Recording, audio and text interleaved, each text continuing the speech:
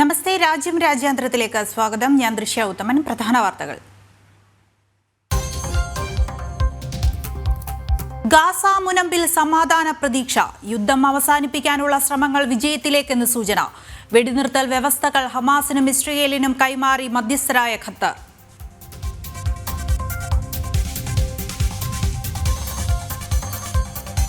ഭാരതം പുരോഗതിയുടെ പുതിയ ഉയരങ്ങൾ കീഴടക്കുകയാണെന്ന് പ്രധാനമന്ത്രി നരേന്ദ്രമോദി. ജമ്മു കാശ്മീരിൽ സോനാമാർഗ് ടണൽ ഉദ്ഘാടനം ചെയ്തു. വിനോദസഞ്ചാര മേഖലയ്ക്ക് കൂടുതൽ കരുത്തു നൽകുമെന്ന് പ്രധാനമന്ത്രി.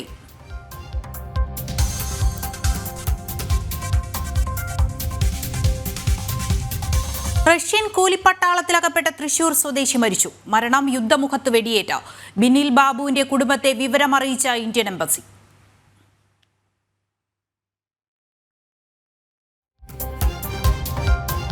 ഹണി റോസിനെതിരായ പരാമർശത്തിൽ രാഹുൽ ഈശ്വറിന് തിരിച്ചടി.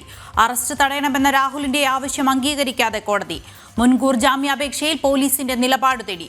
മുൻകൂർ ജാമ്യാപേക്ഷ ഈ മാസം 27-ന് വീണ്ടും പരിഗണിക്കും.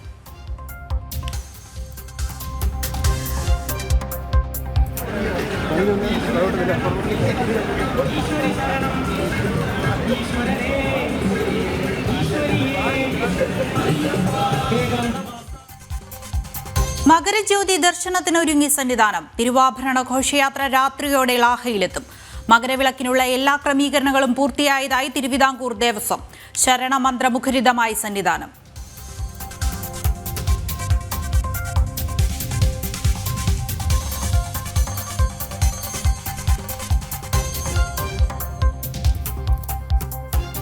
മഹാകുംഭമേളയ്ക്ക് തുടക്കം. പ്രയാഗ്രാജിലേക്ക് തീർത്ഥാടകരുടെ ഒഴുക്ക്.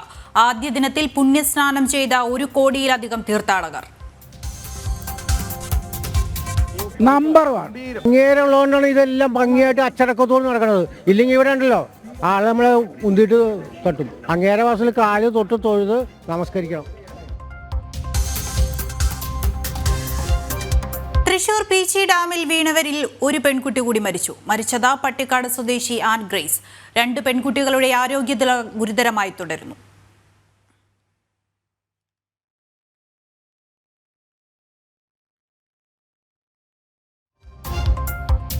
വിശദമായ വാർത്തയിലേക്ക്. അമേരിക്കയുടെ 51ാം സ്റ്റേറ്റ് ആകാൻ കാനഡയെ ട്രംപ് ക്ഷണിച്ചതിനോട് പ്രതികരിച്ച ഖലിസ്ഥാൻ വിഘടനവാദി നേതാവ് ജഗ്മീത് സിംഗ്. കാനഡയും അമേരിക്കയും നല്ല അയൽക്കാരാണ്. പക്ഷേ പോരാട്ടത്തിനാണ് അമേരിക്ക ശ്രമിക്കുന്നതെങ്കിൽ വലിയ വില നൽകേണ്ടി വരുമെന്നും അദ്ദേഹം പറഞ്ഞു. ഖലിസ്ഥാൻ പിന്തുണയ്ക്കുന്ന NDP നേതാവും MP-യുമാണ് ജഗ്മീത് സിംഗ്.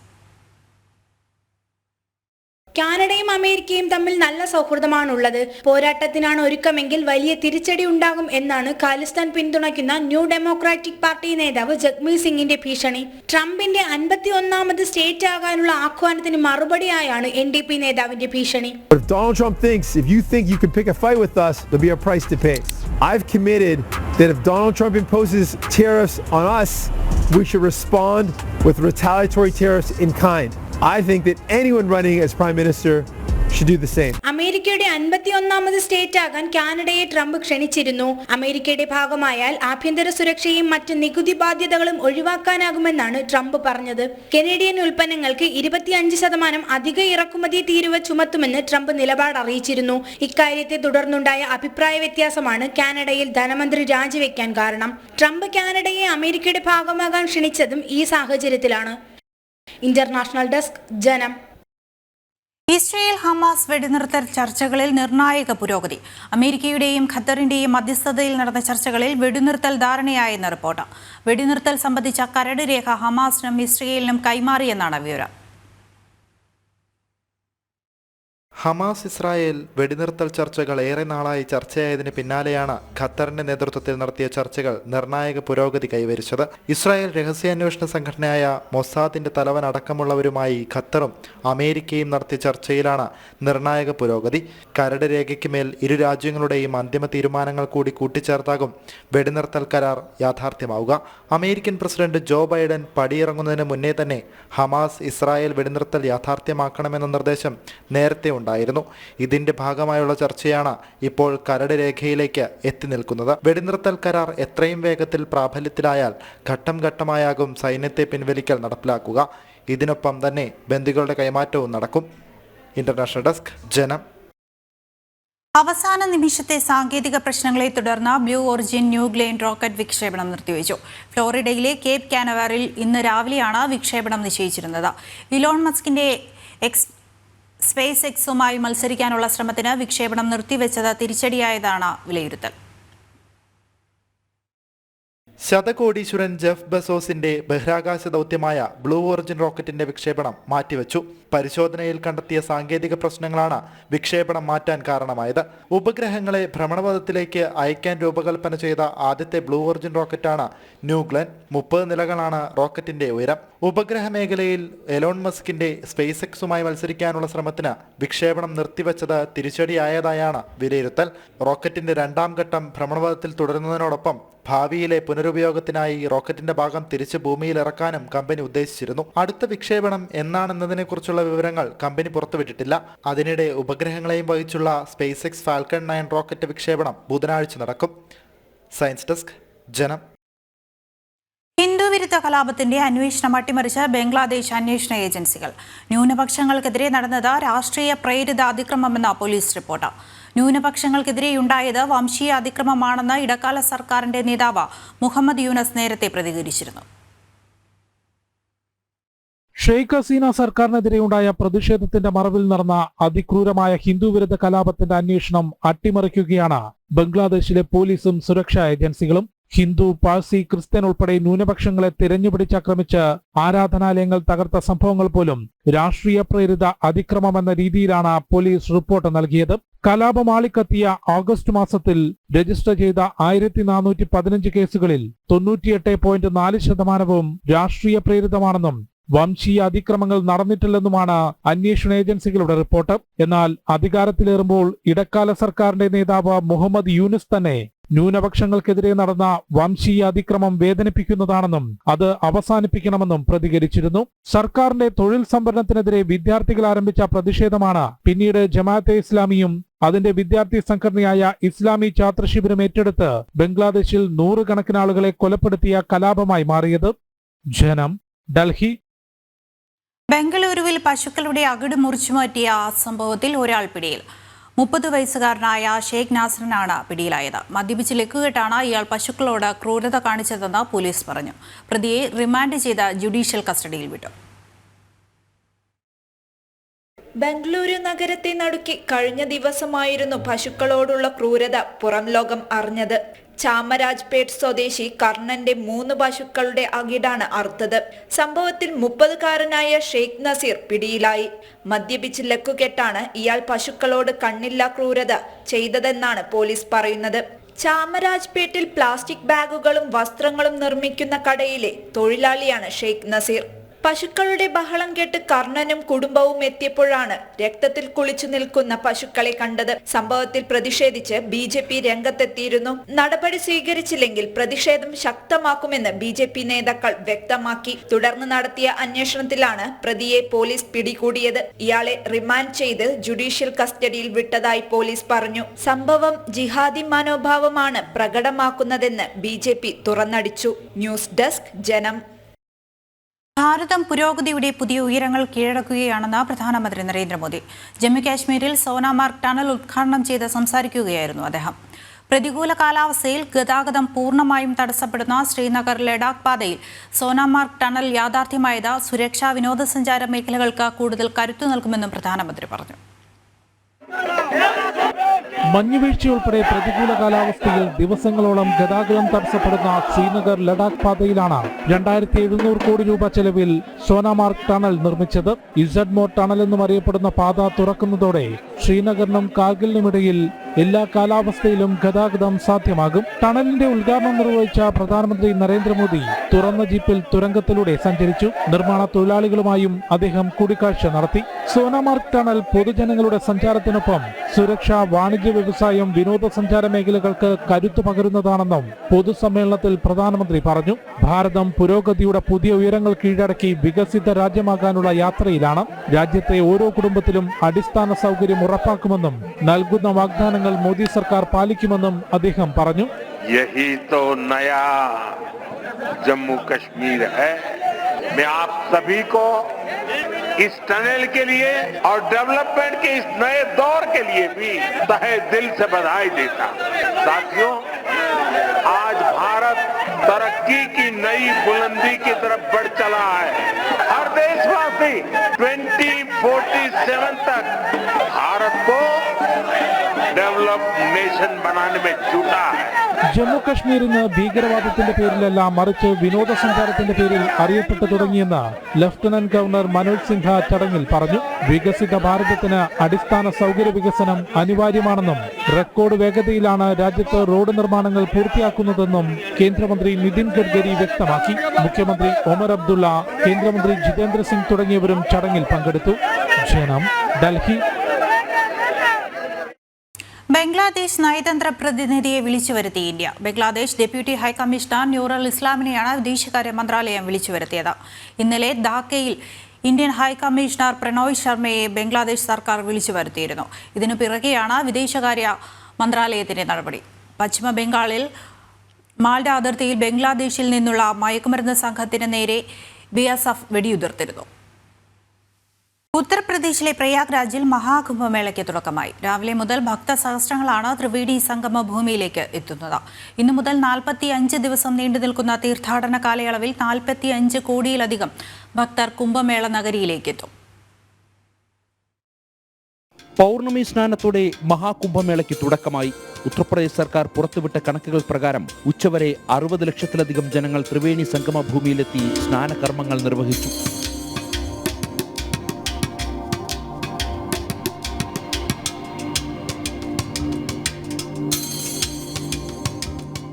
മഹാകുംഭമേളയിൽ പങ്കെടുക്കാൻ ധാരാളം മലയാളികളും പ്രയാഗ്രാജിൽ എത്തുന്നുണ്ട്. പൂർണ്ണ കുംഭമേള എന്ന് പറയുന്നത് 12 വർഷത്തിലൊരിക്കൽ നടക്കുന്നതാണ്. ഇത് മഹാകുംഭമേളയാണ്. 144 വർഷത്തിലൊരിക്കൽ നടക്കുന്ന കുംഭമേളയാണ്. ലക്ഷക്കണക്കിന് വന്നിരിക്കുന്നതായിട്ട് ഈ തണുപ്പിലും, കോരിച്ചൊരിയുന്ന തണുപ്പിലും, മഞ്ഞ് പെയ്യുന്ന ഈ പുലർകാല വേളയിലും ജനങ്ങൾ ആർത്തുല്ലസിച്ച് സന്തോഷഭരിതരായി, ആനന്ദഭരിതരായി, ശാന്തമായി, സന്തോഷത്തോടു കൂടിയിട്ട് ആത്മീയ ഉന്നതിക്ക് വേണ്ടി, ദൈവത്തിൻ്റെ അനുഗ്രഹത്തിന് വേണ്ടി ഇവിടെ എത്തിയിരിക്കുകയാണ്. ശംഭോ മഹാദേവ, ഹര ഹര മഹാദേവ്.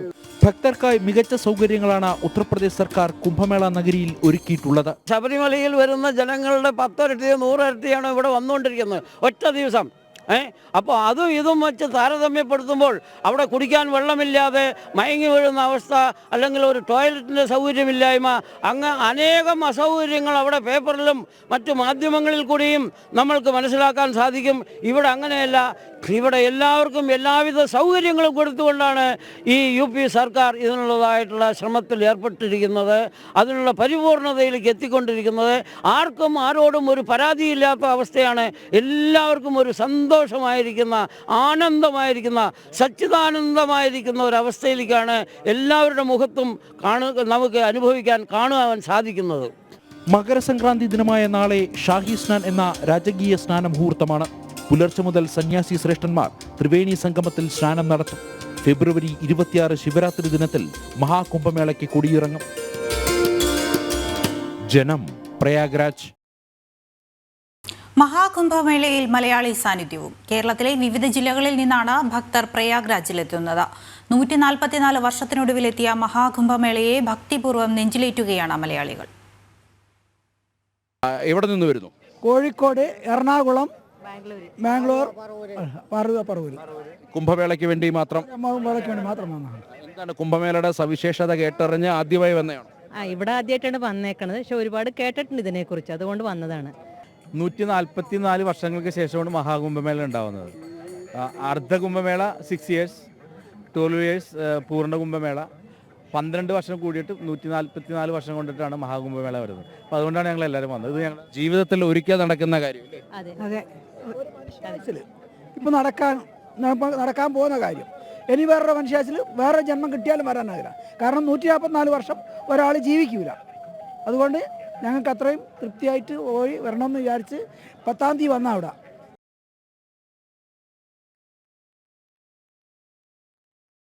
മാർഗഴി മാസവീതി ഭജൻ നാമസങ്കീർത്തനം കോഴിക്കോട് തളി മഹാദേവ ക്ഷേത്രത്തിൽ നടന്നു. വർഷങ്ങളായി ചെന്നൈയിൽ നടന്നുവരുന്ന ഭജനയാണ് ആദ്യമായി കോഴിക്കോട് സംഘടിപ്പിച്ചത്. ബ്രഹ്മശ്രീ പട്ടം കൃഷ്ണ നമ്പൂതിരി ഭദ്രദീപം കൊളുത്തിയാണ് ഭജനയ്ക്ക് തുടക്കം കുറിച്ചത്.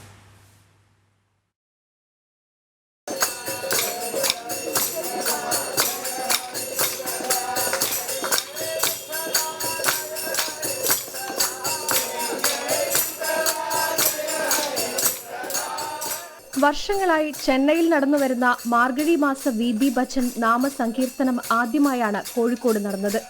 തളി ക്ഷേത്ര പരിസരത്ത് വെച്ച് നടന്ന ചടങ്ങിൽ ബ്രഹ്മശ്രീ പാട്ടം കൃഷ്ണൻ നമ്പൂതിരി ഭദ്രദീപം കൊളുത്തിയാണ് ഭജനയ്ക്ക് തുടക്കം കുറിച്ചത്.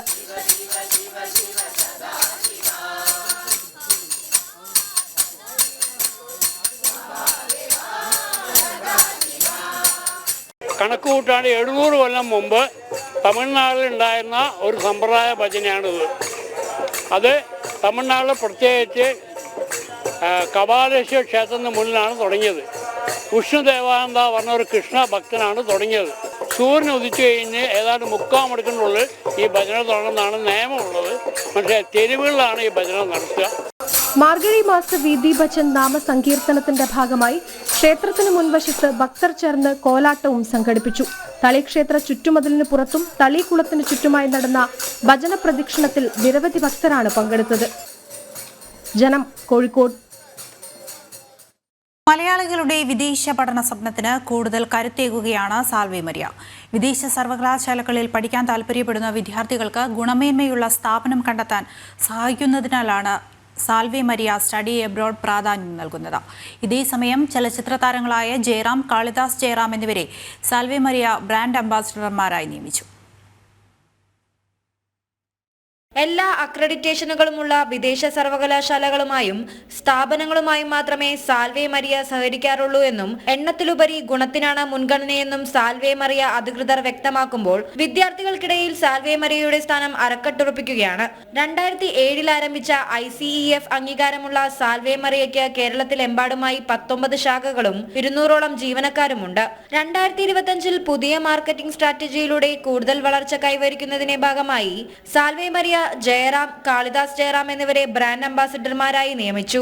സാൽവേ മരിയയുടെ സംഘം സ്ഥിരമായി വിദേശ സ്ഥാപനങ്ങൾ സന്ദർശിച്ച് അതത് സമയങ്ങളിലെ സൗകര്യങ്ങളെപ്പറ്റി കൃത്യമായി വിലയിരുത്തിയാണ് വിദ്യാർത്ഥികളെ വിദേശത്തേക്ക് പഠനത്തിനായി കയറ്റി അയക്കുന്നതെന്ന് ജയറാം അഭിപ്രായപ്പെട്ടു.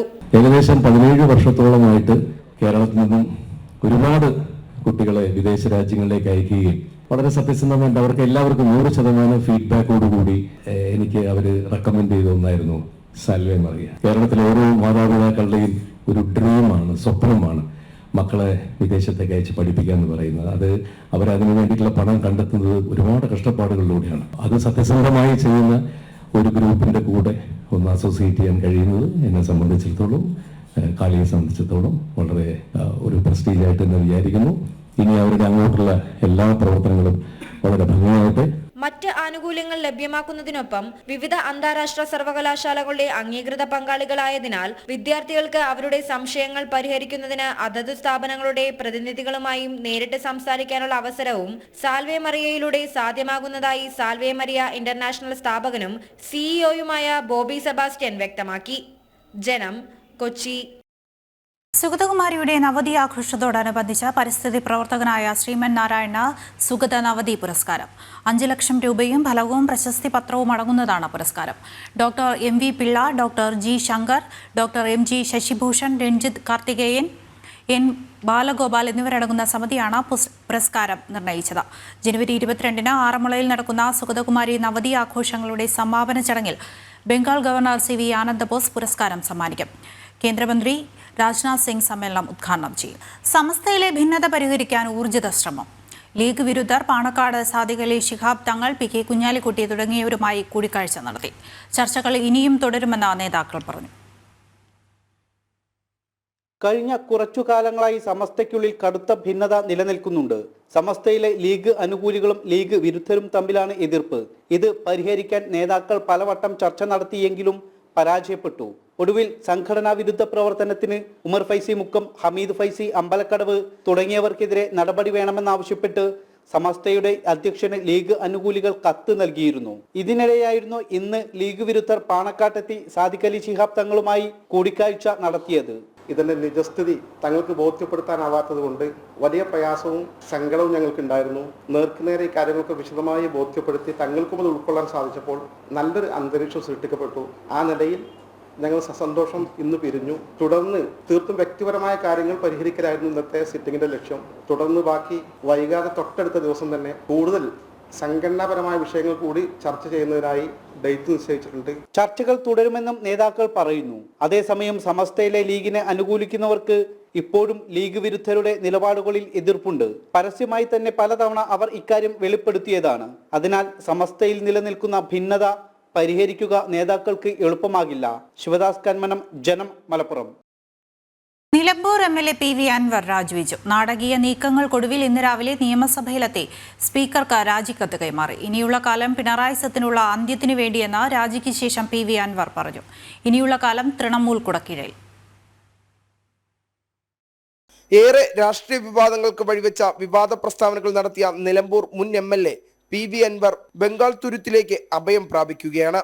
തൃണമൂൽ കോൺഗ്രസിന്റെ അംഗത്വവും PV അൻവർ സ്വീകരിച്ചു. പിണറായി സത്തിനെതിരെ പോരാടുമെന്നായിരുന്നു രാജിവെച്ച ശേഷമുള്ള PV അൻവറിന്റെ ആദ്യ പ്രതികരണം.